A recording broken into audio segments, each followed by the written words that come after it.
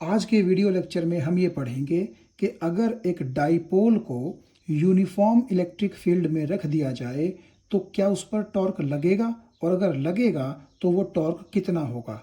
देखिए, डाइपोल का मतलब आप जानते ही हैं, ये एक नेगेटिव क्यू चार्ज है, ये एक पॉजिटिव क्यू चार्ज है जिनके बीच 2l डिस्टेंस है। और आपको मालूम है माइनस चार्ज से प्लस चार्ज की तरफ डायरेक्शन किसकी होती है, इलेक्ट्रिक डाइपोल मोमेंट वेक्टर की। तो मैंने इसलिए यहाँ पर दिखा दिया है कि पॉइंट ए पर जो माइनस क्यू चार्ज रखा हुआ है और पॉइंट बी पर जो प्लस क्यू चार्ज रखा हुआ है, तो माइनस चार्ज से प्लस चार्ज की तरफ ये जो एरो है आपको मैंने इसके साथ ही लिख दिया पी वेक्टर। ठीक है, तो इसका मतलब है कि ए से लेकर के बी तक या नेगेटिव चार्ज से लेकर के पॉजिटिव चार्ज तक इस इलेक्ट्रिक डाइपोल मोमेंट वेक्टर की डायरेक्शन है। और पॉइंट ए और पॉइंट बी पर जो ये दोनों चार्जेस रखे हुए हैं इक्वल और अपोजिट, इनके बीच का डिस्टेंस 2l है।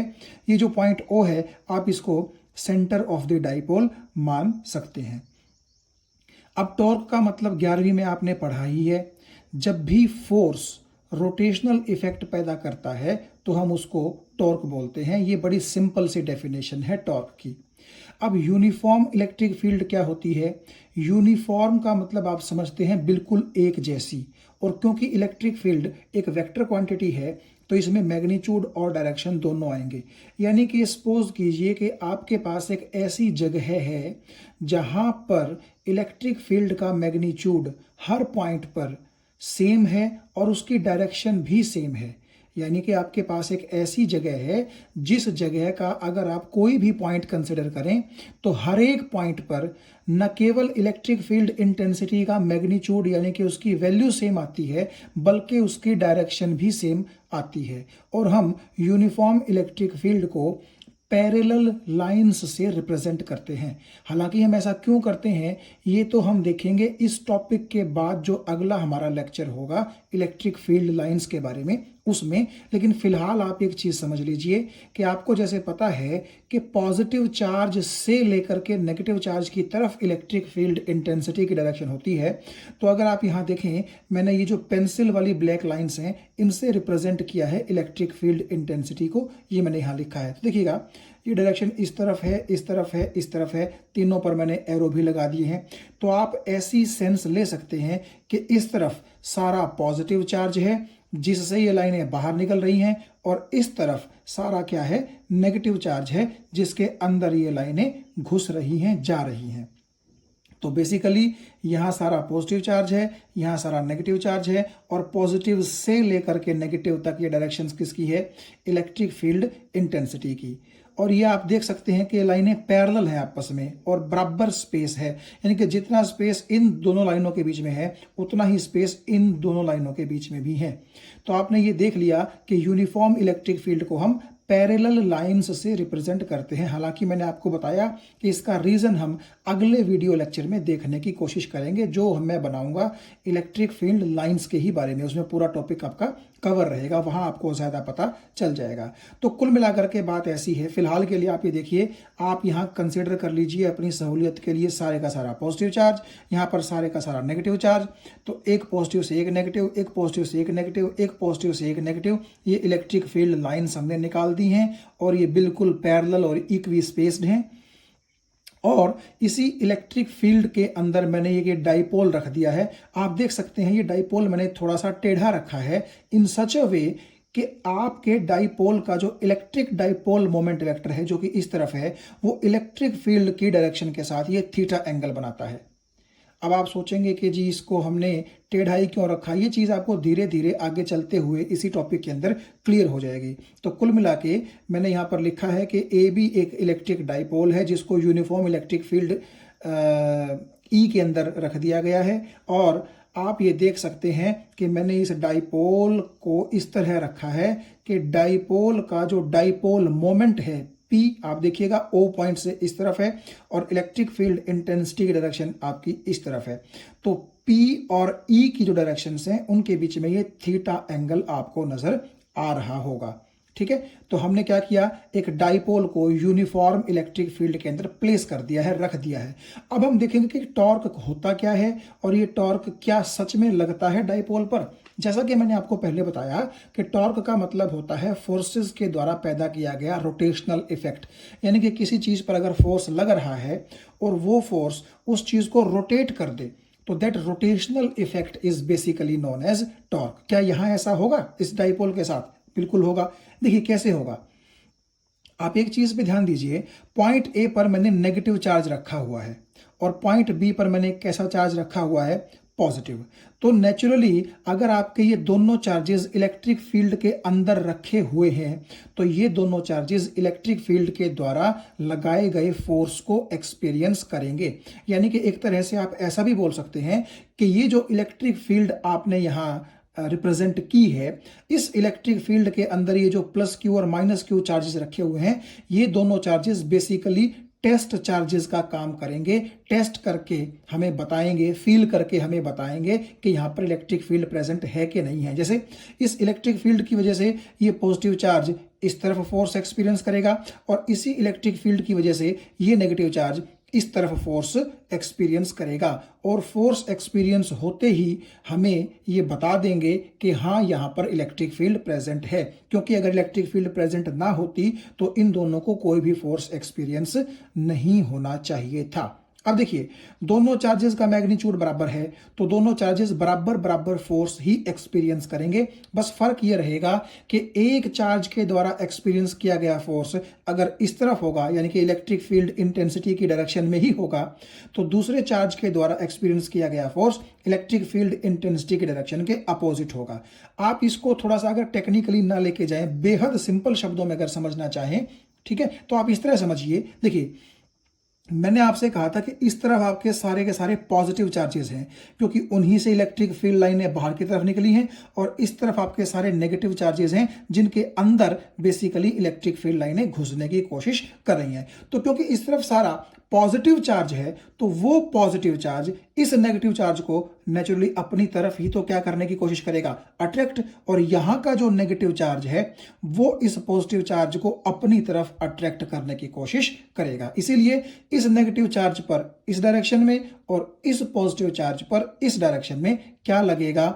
इलेक्ट्रिक फील्ड के द्वारा या इन चार्जेस के द्वारा क्या लगेगा? एक फोर्स लगेगा। और हमें पता है कि इलेक्ट्रिक फील्ड इंटेंसिटी की डेफिनेशन होती है force experienced per unit test charge. तो यहां पर तो ये दोनों चार्जेस जो प्लस क्यू और माइनस क्यू है, यही तो किसका काम कर रहे हैं? टेस्ट चार्जेस का। तो इसलिए क्योंकि दोनों फोर्सेस का मैग्नीट्यूड बराबर है और आपने कहा कि ये यूनिफॉर्म इलेक्ट्रिक फील्ड है, यानी कि इस पॉइंट पर, इस पॉइंट पर, इस पॉइंट पर, इस पॉइंट पर, इस पॉइंट पर, इस पॉइंट पर, इस पॉइंट पर, बेसिकली इस पूरे रीजन में आप कहीं भी ले लीजिए, इलेक्ट्रिक फील्ड इंटेंसिटी का मैग्नीट्यूड हर जगह सेम भी है और उसकी डायरेक्शन भी कैसी है? एक जैसी है। तो यूनिफॉर्म इलेक्ट्रिक फील्ड का मतलब है कि इस पूरे रीजन में इलेक्ट्रिक फील्ड इंटेंसिटी की वैल्यू भी एक जैसी है और उसकी डायरेक्शन भी क्या है? एक तरफ है। तो इसका मतलब E भी सेम है, Q भी सेम है, तो दोनों चार्जेस पर F भी कैसा होगा? सेम होगा। तो क्योंकि आपका ये चार्ज जो है, चाहे वो माइनस क्यू चार्ज है चाहे वो प्लस क्यू चार्ज है, मैं मैग्नीट्यूड की बात करूंगा क्योंकि मुझे यहां पर इलेक्ट्रिक फील्ड इंटेंसिटी का मैग्नीट्यूड देखना है कितना होगा। तो आप जब टेस्ट चार्ज की जगह दोनों चार्जेस का मैग्नीट्यूड पुट कर देंगे तो E is equal to F by q, तो F किसके बराबर हो जाएगा? E into q. ये मैंने फॉर्मूला लिख दिया। इसीलिए मैंने यहां पर लिखा कि ये चार्ज भी इतना फोर्स यानी कि Q इंटू E एक्सपीरियंस करता है और ये वाला चार्ज भी Q इंटू E फोर्स ही एक्सपीरियंस करता है। तो दोनों चार्जेस क्या कर रहे हैं? सेम फोर्स एक्सपीरियंस कर रहे हैं। अगर आप यहां पर देखिए, मैंने फोर्स का यहां पर मैग्नीट्यूड लिखा है, जबकि यहां पर मैंने डायरेक्शन के अकॉर्डिंग उस फोर्स को लिखने की कोशिश की है। अगर आप देखेंगे force which is experienced bye minus Q charge, तो वो होगा माइनस के Q इंटू ई, और force experienced bye plus Q charge होगा प्लस क्यू इंटू ई। तो आप इस माइनस को ई के साथ रख दीजिए, क्यू को बाहर ले लीजिए। सिमिलरली ये प्लस भी ई के साथ रख दीजिए, क्यू को बाहर ले लीजिए। तो प्लस ई और माइनस ई आप समझ ही गए होंगे कि इलेक्ट्रिक फील्ड इंटेंसिटी के जो साथ ये प्लस माइनस लगा है ये बेसिकली डायरेक्शन को रिप्रेजेंट करता है। प्लस का मतलब है इलेक्ट्रिक फील्ड इंटेंसिटी के साथ साथ और माइनस का मतलब है इलेक्ट्रिक फील्ड इंटेंसिटी के अपोजिट। तो अगर आपको ये चीज थोड़ी मुश्किल भी लग रही है तो आप इसको स्किप कर सकते हैं। मैंने आपको बेसिकली बड़े आसान शब्दों में पहले ही बता दिया है कि दोनों चार्जेस फोर्स तो बराबर एक्सपीरियंस करेंगे, बस ये वाला नेगेटिव चार्ज इस तरफ एक्सपीरियंस करेगा और ये वाला पॉजिटिव चार्ज इस तरफ एक्सपीरियंस करेगा। ठीक है, तो ये सिर्फ डायरेक्शन के लिए मैंने लिखा है, आप लोग ना चाहें लिखना तो बेशक आप इसको स्किप कर सकते हैं, सिर्फ इस चीज से आपका काम चल जाएगा। अब देखिएगा, होगा कुछ ये कि दोनों चार्जेस जो हैं जिससे मिलकर के डाइपोल आपका बन रहा है, उन दोनों चार्जेस पर आप देखिए इस तरफ और इस तरफ फोर्स लग रहे हैं, और आपको नहीं लगता कि ये दोनों फोर्स इस डाइपोल को रोटेट करने की कोशिश करेंगे? और किस तरफ रोटेट करने की कोशिश करेंगे तो मैं आपको बताऊं, ये क्लॉकवाइज रोटेट करने की कोशिश करेंगे। आपकी सिंप्लिसिटी के लिए मैं यहां पर एक ये पेंसिल रख देता हूं, देखिए ध्यान से। तो अगर पेंसिल के इस तरफ फोर्स को यूं लगाया जाए और पेंसिल की इस टिप पर फोर्स इस तरफ लगाया जाए, तो आप ये देखिएगा कि ये पेंसिल कुछ इस तरीके से, ठीक है, आपको नजर आ रहा होगा, कुछ इस तरीके से क्लॉकवाइज सेंस में रोटेट करने की कोशिश करेगी।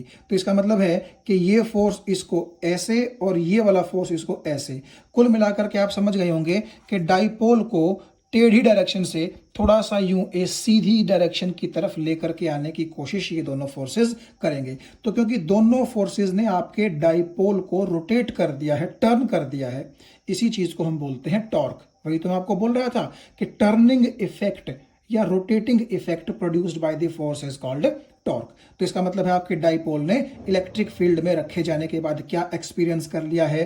टॉर्क एक्सपीरियंस कर लिया है। ठीक है, अब हम ये देखेंगे कि क्या ये डाइपोल रोटेट ही होता है या फिर इसकी ट्रांसलेटरी मोशन भी होती है।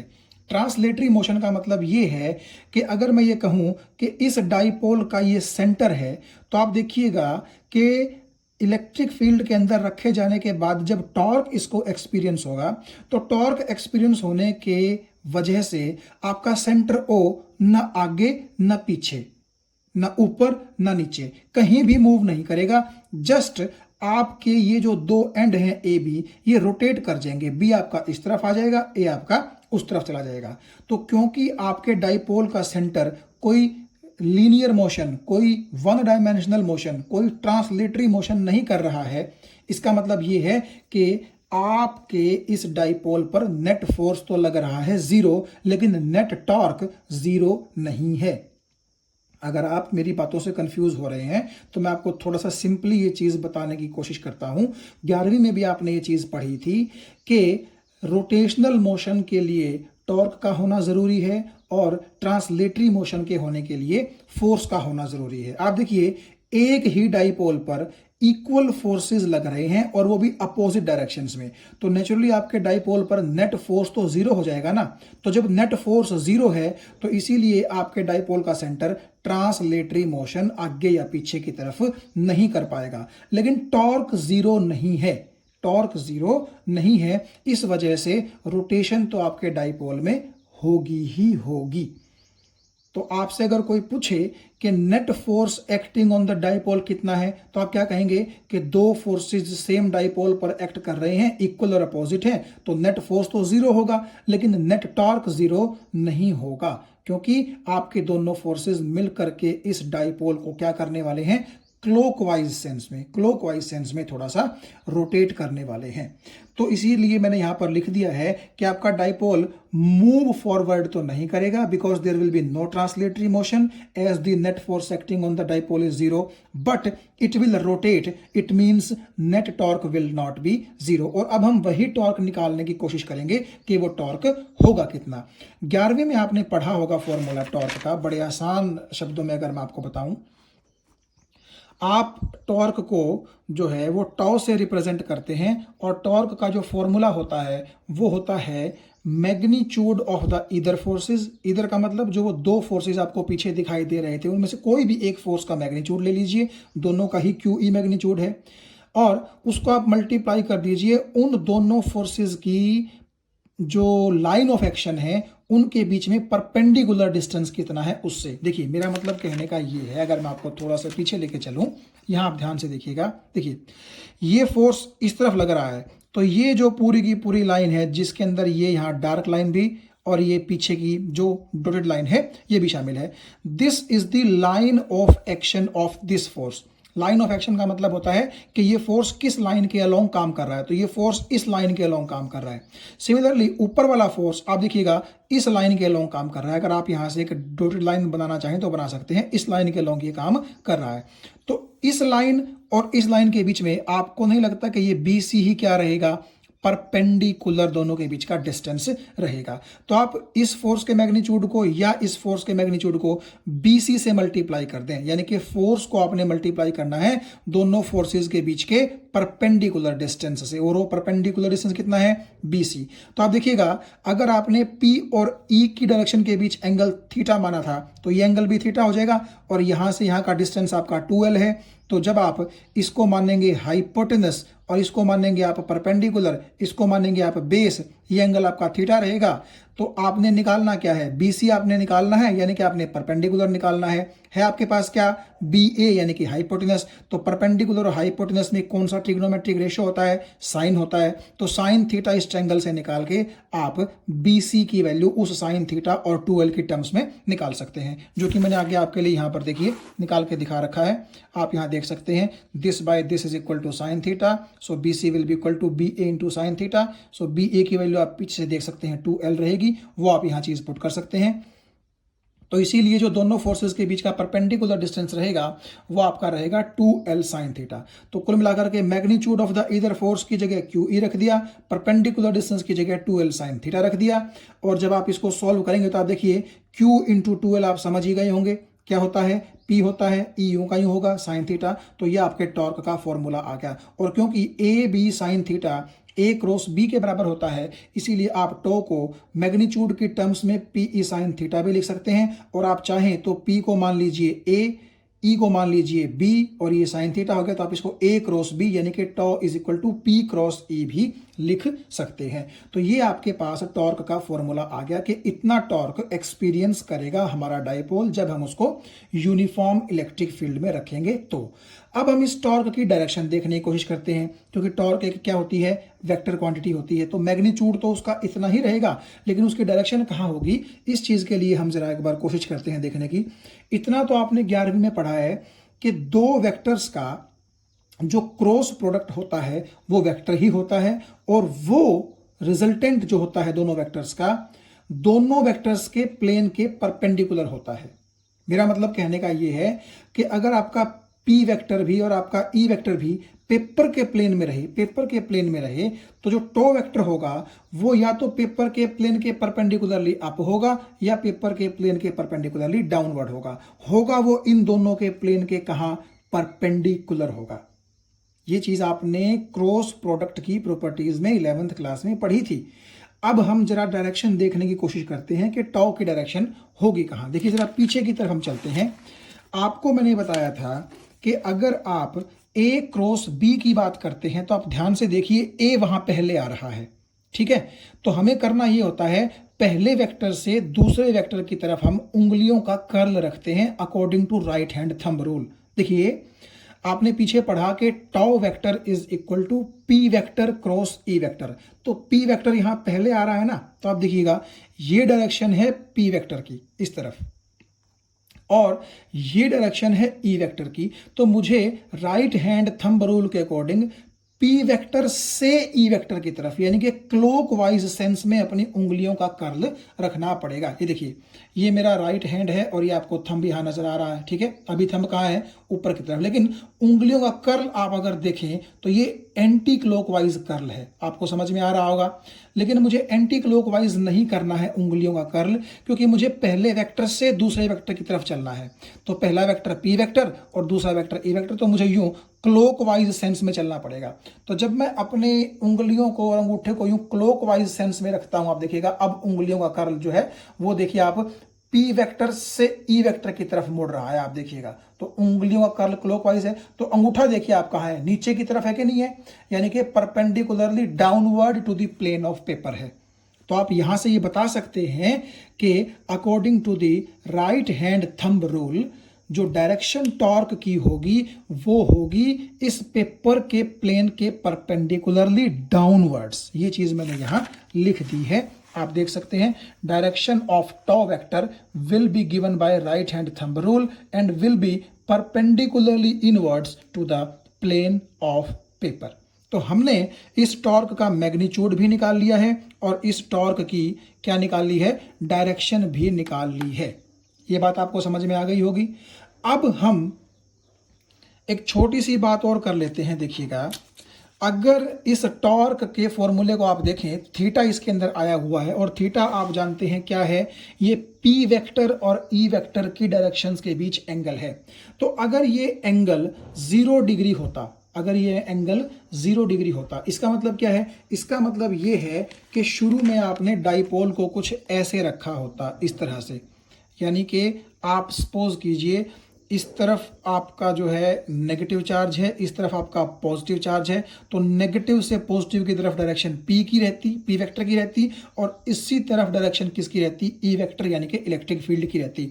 तो बेसिकली पी और ई दोनों पैरेलल होते, और अगर पैरेलल होते तो आप देखिएगा थीटा 0 होता और साइन 0 क्योंकि 0 होता है तो उस वक्त टाउ की वैल्यू यानी कि टॉर्क की वैल्यू भी क्या होती, 0 होती, यानी कि आपका डाइपोल कोई भी नेट टॉर्क एक्सपीरियंस नहीं करता। इसीलिए मैंने इसको पहले ही 0 डिग्री एंगल पे ना रख करके थोड़ा सा टेढ़ा रख लिया था। अब आपको ये बात शायद समझ में आ गई होगी कि अगर शुरू में मैं आपके डाइपोल को बिल्कुल इलेक्ट्रिक फील्ड लाइंस के, इलेक्ट्रिक फील्ड इंटेंसिटी के डायरेक्शन के पैरेलल रख लेता तो कोई भी टॉर्क एक्सपीरियंस ना होता। आपको ये बात समझ में आ गई होगी। और अगर मैंने डाइपोल को यूं रखा होता, देखिएगा ये इस तरीके से, तो क्या होता, तो सपोज कीजिए यहाँ नेगेटिव चार्ज है, यहाँ पॉजिटिव चार्ज है, तो यूं ऊपर की तरफ डायरेक्शन होती किसकी, पी की, इस तरफ डायरेक्शन होती ई की, तो दोनों के बीच में एंगल कितना होता, 90। तो उस वक्त आप देखिए साइन 90 की वैल्यू 1 होती है, मैक्सिमम होती है। इसका मतलब टॉर्क एक्सपीरियंस्ड भी कैसा आता, मैक्सिमम आता।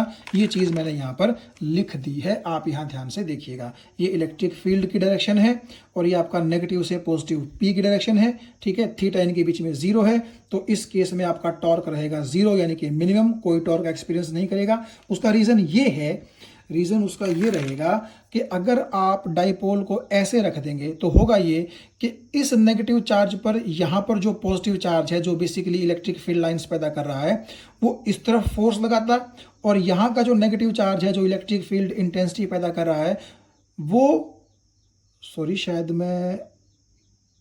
मैं ठीक बोल रहा हूँ, यहाँ का जो नेगेटिव चार्ज है वो इस पॉजिटिव चार्ज की वजह से इस तरफ, और यहाँ का जो नेगेटिव चार्ज है, जो आपका इलेक्ट्रिक फील्ड इंटेंसिटी पैदा कर रहा है, वो डाइपोल के यहाँ रखे हुए पॉजिटिव चार्ज को इस तरफ खींचने की कोशिश करता।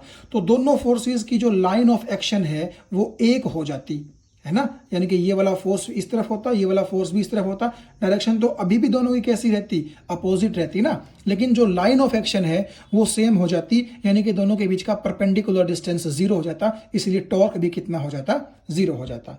तो आप ये देख सकते हैं कि इस केस में टॉर्क आपके पास मिनिमम रहेगा, और अगर थीटा 90 रहेगा, थीटा का मतलब P और E के बीच का ये जो एंगल है मैंने आपको यहाँ रिप्रेजेंट करके दिखा रखा है, तो उस वक्त आप देखिए फोर्स तब भी उतना ही लगेगा इस तरफ और इस तरफ। लेकिन जैसे पिछले केस में इस फोर्स की और इस फोर्स की लाइन ऑफ एक्शन सेम थी, तो दोनों के बीच में कोई परपेंडिकुलर डिस्टेंस नहीं था। अब की बार यहाँ देखिए आप, परपेंडिकुलर डिस्टेंस कैसा है, दोनों के बीच में मैक्सिमम है, तो इसीलिए यहाँ पर टॉर्क भी कैसा रहेगा, मैक्सिमम रहेगा। ये बात आपको समझ में आ गई होगी। स्टेबल इक्विलिब्रियम और अनस्टेबल इक्विलिब्रियम की बात अभी 1 मिनट के अंदर अंदर हम करेंगे, लेकिन आप ये देखिएगा कि स्टेबल इक्विलिब्रियम तब बोला जाता है जब P और E के बीच में एंगल 0 डिग्री हो, और अनस्टेबल इक्विलिब्रियम तब बोला जाता है जब P और E के बीच में एंगल 180 डिग्री हो, यानी कि दोनों एक दूसरे के अपोजिट रखे गए हों। अब ये स्टेबल और अनस्टेबल इक्विलिब्रियम होते क्या हैं, इनको हम बिल्कुल आसान तरीके से देखने की कोशिश करेंगे। आप ये मान लीजिए आपके पास एक ये बाउल है इस तरह से, और उस बाउल के अंदर एक ये गेंद रखी हुई है पॉइंट ए पर, इसको मैंने बोला है स्टेबल इक्विलिब्रियम। जबकि अगले केस में आप देखिएगा उसी बाउल को मैंने उल्टा करके रख दिया है, और बाउल के अंदर की तरफ नहीं बल्कि बाउल के बाहर की तरफ एक पॉइंट बी पर मैंने सेम बॉल रख दी है, और इसको मैंने बोला है अनस्टेबल इक्विलिब्रियम। देखिए सबसे पहले हम ये देख लेते हैं कि इक्विलिब्रियम क्या होता है। इक्विलिब्रियम का मतलब है बिल्कुल सिंपल शब्दों में कि वो जो ऑब्जेक्ट है उस पर कोई फोर्स काम नहीं कर रहा है, वो ऑब्जेक्ट रेस्ट पे है। तो आप यहां देखिएगा पॉइंट ए पर ये गेंद रेस्ट में है, पॉइंट बी पर भी ये गेंद कहाँ है, ये बॉल कहाँ है, रेस्ट में है। तो दोनों बॉल्स कहाँ है, इक्विलिब्रियम में है ना, क्योंकि ना तो यहाँ पर और ना ही यहाँ पर कोई फोर्स अभी एक्ट कर रहा है। बिल्कुल, ये भी रेस्ट पे है, ये भी रेस्ट पे है, तो आप ये मान सकते हैं कि कोई फोर्स इन पर एक्ट नहीं कर रहा है। अब देखिएगा, अगर आप स्टेबल और अनस्टेबल की बात करें तो उनका मतलब क्या होता है। स्टेबल का मतलब होता है कि वो इक्विलिब्रियम ऐसा है कि अगर आप उस बॉल को जरा सा डिस्टर्ब कर भी देंगे इक्विलिब्रियम पोजीशन से, तब भी वो बॉल उसी पॉइंट पर आने की कोशिश करेगी। मेरा मतलब ये है कि अगर मैं इस गेंद को इस तरफ जरा सा ऊंचा या इस तरफ जरा सा ऊंचा ले जाऊं तो भी क्या होगा, आप देख सकते हैं कि वो गेंद अगर आप यहां ले जा करके या यहां ले जा करके छोड़ देंगे तो थोड़ी देर के बाद पॉइंट ए पर ही आकर के कहां आएगी, वो रेस्ट पे आएगी। यानी कि अगर आप इस गेंद को जरा सा इधर या जरा सा इधर डिस्टर्ब कर भी देंगे तब भी वो चाहेगी कि मैं पॉइंट ए पर ही आकर के इक्विलिब्रियम में रहूं। यानी कि पॉइंट ए पर जो इक्विलिब्रियम है वो आपका स्टेबल है। स्टेबल का मतलब बार बार जो है गेंद वहां आना चाह रही है, और वहां आने के बाद अगर आप उसको डिस्टर्ब भी करेंगे तब भी वो अपने आप को उसी पॉइंट पर स्टेबल इक्विलिब्रियम में ले करके आने की कोशिश करेगी। अब यहां देखिए आप जरा, इस पे पॉइंट बी पर भी आप देखिए गेंद रेस्ट पे है, लेकिन आप समझ रहे होंगे अगर मैं इस गेंद को जरा सा इस तरफ या जरा सा इस तरफ धक्का मार दूं, तो अगर मैं इस तरफ धक्का मारूंगा तो ये गेंद यहां नीचे गिर जाएगी, और अगर इस तरफ धक्का मारूंगा तो ये गेंद यहां नीचे गिर जाएगी। क्या इस पिछली गेंद की तरह ये गेंद पॉइंट बी पर नीचे गिरने के बाद वापस आने की कोशिश कर पाएगी? आप जानते हैं ऐसा नहीं होगा। इसका मतलब है कि भले ही पॉइंट बी पर रहते हुए इस गेंद के पास इक्विलिब्रियम है, लेकिन अगर आपने इस गेंद को जरा सा डिस्टर्ब कर दिया इस तरफ या इस तरफ, तो ये अपनी इक्विलिब्रियम पोजीशन छोड़ देगी और वापस इस इक्विलिब्रियम पोजीशन में आने की कोशिश तक नहीं करेगी। तो ये शुरू में इक्विलिब्रियम में जरूर थी, लेकिन इसका इक्विलिब्रियम ऐसा नहीं था कि वो इसको वापस बुला सके। वो अनस्टेबल था, स्टेबल नहीं था। तो इस केस में आप देखिएगा अनस्टेबल इक्विलिब्रियम है, और इस केस में आप देखिएगा स्टेबल इक्विलिब्रियम है। तो कुल मिला के हम अपनी समझ के लिए ये बोल सकते हैं कि स्टेबल इक्विलिब्रियम का मतलब ये होता है कि अगर आपने उस इक्विलिब्रियम वाली चीज को डिस्टर्ब भी कर दिया तो क्या होगा, वो वापस से उसी इक्विलिब्रियम में आने की कोशिश करेगी। और अनस्टेबल इक्विलिब्रियम का मतलब ये है कि अगर आपने उस चीज को जरा सा डिस्टर्ब कर दिया तो पहले भले ही वो इक्विलिब्रियम में थी, लेकिन डिस्टर्बेंस के बाद वो कभी भी उस इक्विलिब्रियम में आने की कोशिश नहीं करेगी, कभी भी उस इक्विलिब्रियम को वापस अटेन नहीं कर पाएगी। तो इस एग्जाम्पल से आप स्टेबल और अनस्टेबल इक्विलिब्रियम के बीच का जो डिफरेंस है वो थोड़ा सा इजीली समझ सकते हैं। मैंने इसीलिए आपके लिए एग्जाम्पल यहां रखा है। अब देखिए, इस चीज को मैं डाइपोल को और इलेक्ट्रिक फील्ड के केस में किस तरह से रिलेट कर रहा हूं। आप ये देखिए, इस तरफ डायरेक्शन किसकी है, इलेक्ट्रिक फील्ड की। यानी कि आप ये मान सकते हैं कि ये एक पॉजिटिव चार्ज है, ये एक नेगेटिव चार्ज है, और पॉजिटिव से नेगेटिव की तरफ डायरेक्शन किसकी है, ई की। आपको बात समझ में आ गई होगी। तो मैंने डाइपोल को देखिए कुछ ऐसे रखा कि यहां पर माइनस क्यू चार्ज है और यहां पर प्लस क्यू चार्ज है, यानी कि माइनस से प्लस की तरफ डायरेक्शन किसकी है, पी की। तो ई भी इस तरफ, पी भी इस तरफ, दोनों के बीच में एंगल कितना है, 0। इसको मैंने बोला है स्टेबल इक्विलिब्रियम। क्यों? क्योंकि आप ये ध्यान से देखिए, ये पॉजिटिव चार्ज इस नेगेटिव चार्ज को अपनी तरफ अट्रैक्ट करने की कोशिश करेगा, और ये नेगेटिव चार्ज डाइपोल के इस पॉजिटिव चार्ज को अपनी तरफ अट्रैक्ट करने की कोशिश करेगा। तो दोनों फोर्स सेम डायरेक्शन में हैं, तो यहां पर आपका नेट फोर्स भी 0 होगा और नेट टॉर्क भी क्या होगा, 0 होगा। लेकिन अगर आप इस डाइपोल को जरा सा डिस्टर्ब करने की कोशिश करें, मान लीजिए इस तरह डाइपोल रखा हुआ है, ठीक है, तो मान लीजिए इस टिप पर आपका माइनस क्यू चार्ज है, तो अगर आप इस माइनस क्यू चार्ज को थोड़ा सा ऊपर या फिर थोड़ा सा नीचे लेकर के जाने की कोशिश करेंगे भी, तो क्या होगा, ये जो पॉजिटिव चार्ज है इस नेगेटिव चार्ज को दूर जाने नहीं देगा, अपने पास बुला लेगा। जैसे कि अगर आप ये देखिए कि आप इस माइनस क्यू को सपोज कीजिए ऊपर की तरफ ले गए, आपने इसकी डाइपोल की पोजीशन को डिस्टर्ब करने की कोशिश की कुछ इस तरीके से, ऐसे, ठीक है, तो होगा ये कि ये पॉजिटिव इस नेगेटिव को नीचे की तरफ अट्रैक्ट कर लेगा वापस, ऐसे। तो इसका मतलब है कि डाइपोल को आप थोड़ा सा इस तरफ या थोड़ा सा नीचे की तरफ अगर डिस्टर्ब भी करने की कोशिश करेंगे, तब भी वो थोड़ा सा यूं हिलने के बाद वापस इसी पोजीशन में आने की कोशिश करेगा, जैसे कि बॉल ए आने की कोशिश कर रही थी। तो इसीलिए जब आपका पी और ई सेम डायरेक्शन में होते हैं, पैरेलल होते हैं, तो उस सिचुएशन को बोला जाता है स्टेबल इक्विलिब्रियम। अब आप यहां देखिए, इक्विलिब्रियम यहां भी है। इक्विलिब्रियम का मतलब यहां पर भी नेट फोर्स आपके डाइपोल पर जीरो है। कैसे? अगर आपने पिछली सिचुएशन के मुकाबले यहां पर आप देखें तो आपने चार्जेस की जो पोजीशन है वो चेंज कर दी है। माइनस वाले चार्ज को प्लस वाले चार्ज की जगह और प्लस वाले चार्ज को माइनस वाले चार्ज की जगह आपने पहुंचा दिया है। तो अब की बार जो डायरेक्शन होगी पी की वो नेगेटिव टू पॉजिटिव इस तरफ होगी, जबकि ये पॉजिटिव और ये नेगेटिव जो कि इलेक्ट्रिक फील्ड को पैदा कर रहे हैं, इनकी डायरेक्शन या इनकी वजह से इलेक्ट्रिक फील्ड की डायरेक्शन आप देखिए फिर से वही है। तो इस बार पी इस तरफ है और ई इस तरफ है कि नहीं है? तो दोनों अपोजिट हैं। इसका मतलब दोनों के बीच में एंगल कितना है? 180 डिग्री है, जिसको मैं बोल रहा हूं अनस्टेबल इक्विलिब्रियम। क्यों? देखिए, ये पॉजिटिव इस पॉजिटिव पर इस तरफ रिपल्सिव फोर्स और ये नेगेटिव इस नेगेटिव पर इस तरफ रिपल्सिव फोर्स लगा रहा है, और ये दोनों फोर्सेस अभी भी आप देखिए इक्वल और अपोजिट हैं, ठीक है, और इनकी लाइन ऑफ एक्शन भी सेम है। तो यहां पर भी नेट फोर्स आपका जीरो आ रहा है। तो इक्विलिब्रियम यहां भी था और इक्विलिब्रियम यहां भी है। लेकिन अगर आप समझ रहे हो तो अगर मैं इस डाइपोल को जरा सा ऊपर या जरा सा नीचे करने की कोशिश करूं तो पहले केस की तरह अब ये पॉजिटिव इनको वापस उसी पोजीशन में नहीं बुलाएगा, बल्कि क्या होगा, जैसे ही आप इसको जरा सा नीचे इस तरह से टेढ़ा करने की कोशिश करेंगे तो ये पॉजिटिव इस पॉजिटिव पर यूं इस तरफ रिपल्सिव फोर्स लगाएगा और अल्टीमेटली इसको इस तरह से रोटेट करके ऐसे ले आएगा। यानी कि जो पहले वाली सिचुएशन थी वो वापस नहीं आ पाएगी, उसको पलट दिया जाएगा। तो इसका मतलब है कि डाइपोल को अगर आपने एक बार डिस्टर्ब कर दिया तो वो वापस अपनी पोजीशन में नहीं आ पाएगा, जैसा कि बॉल भी नहीं आ पा रही थी। इसीलिए इस केस को बोला जाता है अनस्टेबल इक्विलिब्रियम। तो आप ये ध्यान रखिएगा, स्टेबल इक्विलिब्रियम के केस में पी और ई के बीच में एंगल जीरो रहेगा, और अनस्टेबल इक्विलिब्रियम के केस में पी और ई के बीच में के जो एंगल है वो 180 डिग्री रहेगा। और मैंने दोनों डाइपोल के जो कंडीशंस हैं उनको यहाँ पर जो बॉल्स की कंडीशन है उनसे इसीलिए कंपेयर किया था ताकि आपको ये चीज बड़े आराम से समझ में आ जाए। अब हम ये देखते हैं कि अगर हम एक डाइपोल को यूनिफॉर्म इलेक्ट्रिक फील्ड में रख दें तो उस डाइपोल की पोटेंशियल एनर्जी कितनी होगी। देखिए, आप यहां साफ देख पा रहे हैं, मैंने 2 3 4 जो इलेक्ट्रिक फील्ड लाइंस हैं वो नहीं बनाई हैं, केवल एक ही इलेक्ट्रिक फील्ड लाइन बना दी है। तो आप ये सपोज कीजिए कि यहाँ एक पॉजिटिव चार्ज है, यहाँ एक नेगेटिव चार्ज है। पॉजिटिव से नेगेटिव की तरफ इलेक्ट्रिक फील्ड इंटेंसिटी की डायरेक्शन है जिसकी वैल्यू ई वेक्टर मैंने मान ली है।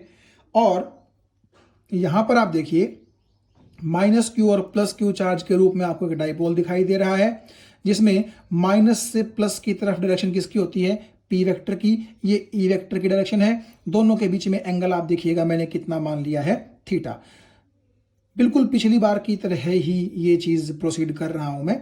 जैसे पिछली बार मैंने इलेक्ट्रिक फील्ड के अंदर एक डाइपोल रखा था और वहां हमने प्रोसीड किया था, उसी तरह से हम आगे चल रहे हैं। तो अब आप यहां ये देखिएगा कि P और E की डायरेक्शंस के बीच में ये थीटा एंगल है। और जैसा कि मैं आपको बता चुका हूं पीछे भी कि टॉर्क जो एक्सपीरियंस करेगा ये डाइपोल, वो टॉर्क इस डाइपोल को यूं क्लॉकवाइज सेंस में रोटेट करने की कोशिश करेगा। यानी कि माइनस क्यू चार्ज को यूं ऊपर की तरफ और प्लस क्यू चार्ज को यूं नीचे की तरफ, ठीक है, आपका इस तरीके से क्लॉकवाइज सेंस में रोटेट करने की कोशिश करेगा। कौन? टॉर्क, जो आपके डाइपोल पर दोनों चार्जेस पर लगेगा।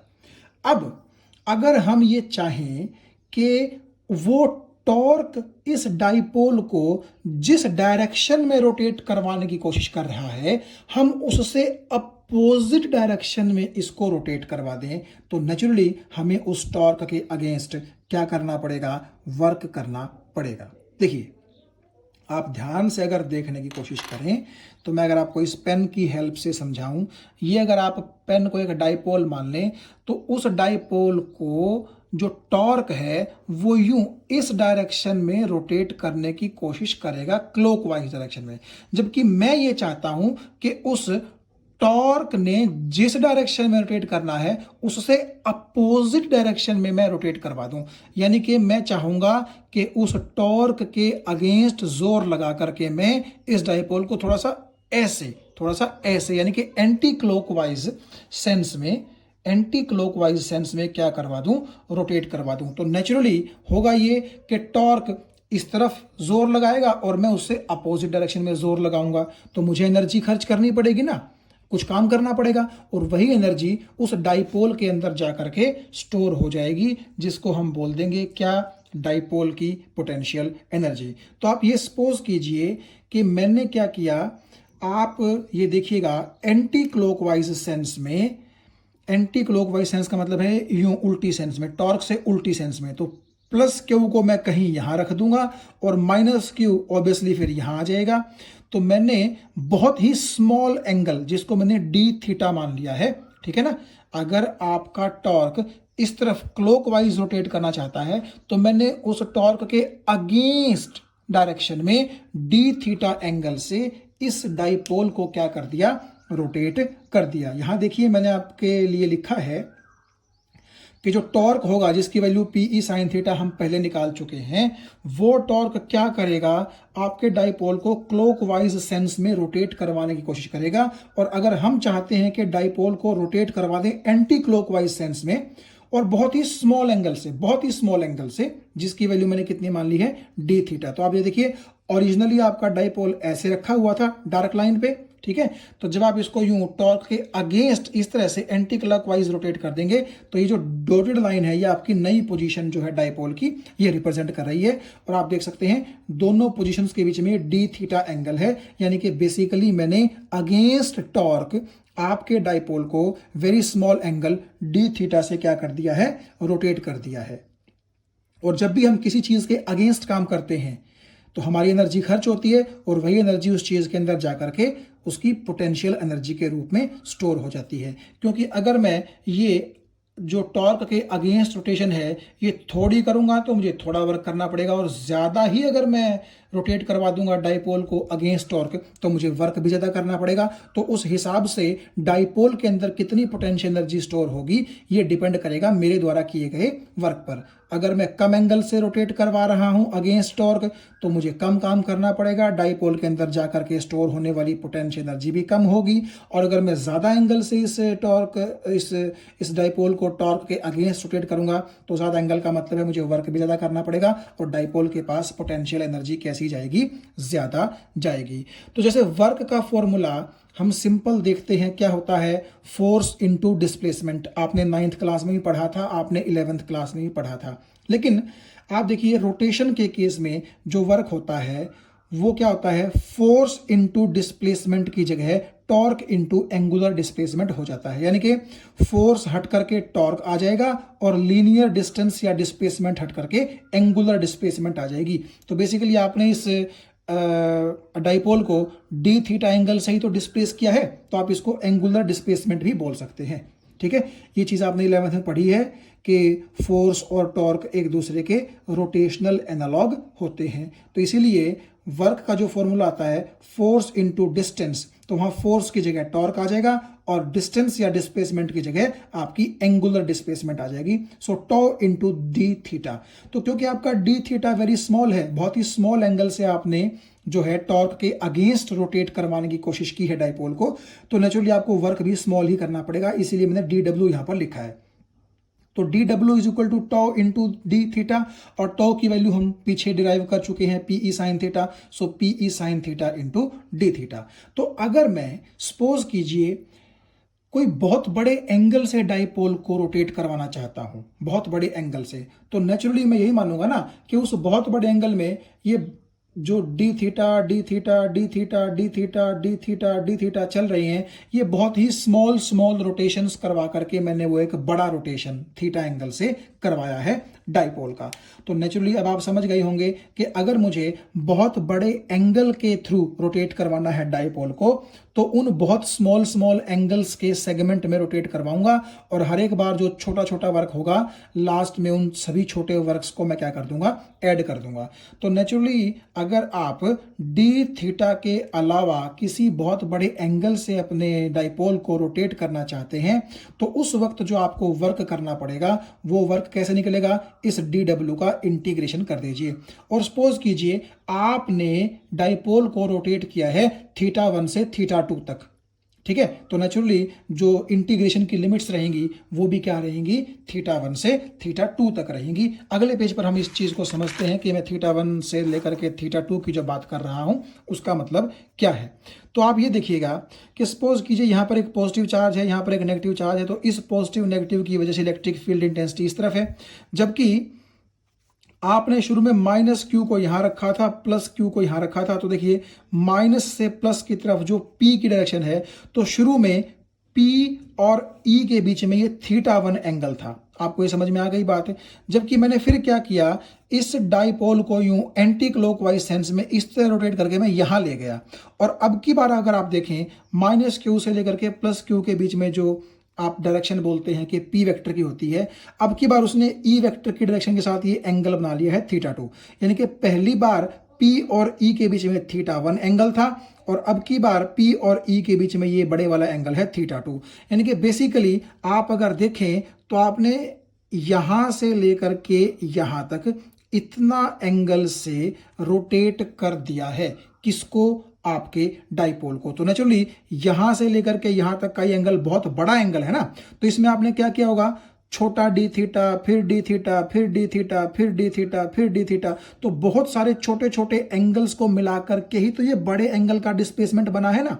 तो पहले छोटे एंगल में डी डब्ल्यू, फिर अगले छोटे एंगल में डी डब्ल्यू, फिर D W D W D W, तो कुल मिलाकर के यहां से लेकर के यहां तक जब आप रोटेट करने में पूरा वर्क देखना चाहते हैं, तो वो तो सभी उन डी डब्ल्यूज का क्या रहेगा, समेशन। तो इसलिए मैंने यहां पर डी डब्ल्यू क्या कर दिया, इंटीग्रेशन। और कहां से कहां तक, कि शुरुआत में एंगल θ1 था और बाद में एंगल θ2 हो गया, तो θ1 से θ2 तक ये जो एंगल आपका बना, ये θ1 से θ2 के बीच में आपने जितने भी वर्क किए सभी का इंटीग्रेशन यानी कि सभी का सम आपने कर लेना है।